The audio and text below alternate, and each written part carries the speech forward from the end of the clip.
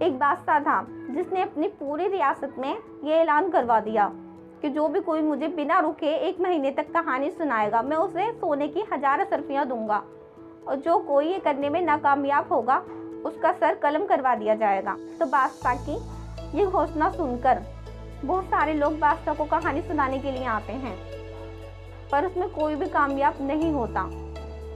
तो बादशाह उन सबका सर कलम करवा देता है। बादशाह के शहर में कुछ लोग आपस में चर्चा कर रहे थे कि भला ये भी अजीब बादशाह है, ऐसी भी कोई कहानी सुना सकता है जो 1 महीने तक खत्म ही ना हो।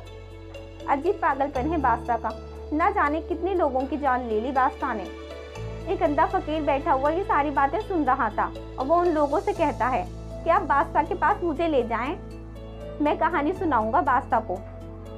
तो वो लोग ये कहते हैं कि तुम 1000 सरफियों के लिए क्यों अपनी जान को मुसीबत में डाल रहे हो?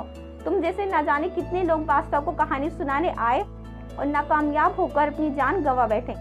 तो फकीर कहता है कि नहीं, आप मुझे बादशाह के पास लेके चलें, मैं बादशाह को कहानी सुनाऊंगा।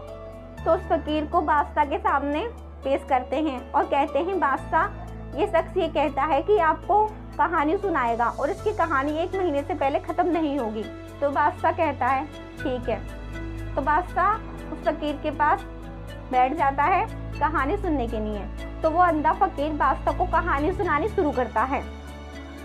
तो वो अंधा फकीर कहता है, एक बहुत बड़ा गेहूं का खेत था, वहाँ पे एक भूखी चिड़िया आती है और एक गेहूं का दाना अपनी चोंच में उठाती है और चली जाती है, फिर आती है, फिर गेहूं का दाना अपनी चोंच में उठाती है और चली जाती है, फिर आती है, फिर जाती है, फिर आती है, फिर जाती है।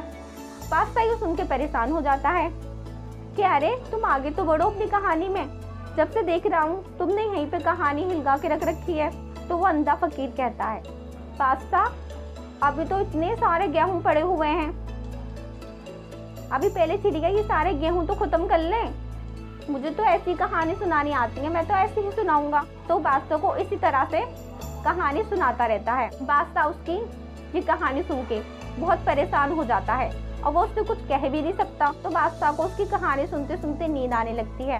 तो वो बादशाह को उठाता है कि बादशाह उठो, अभी तो कहानी खत्म ही नहीं हुई है, अभी तो इतने सारे गेहूं पड़े हुए हैं और शर्त के मुताबिक मुझे आपको पूरे 1 महीने तक कहानी सुनानी है। फिर बादशाह को अपनी गलती का एहसास होता है और वो उस अंधे फकीर को 1000 सोने की सरफी दे देता है।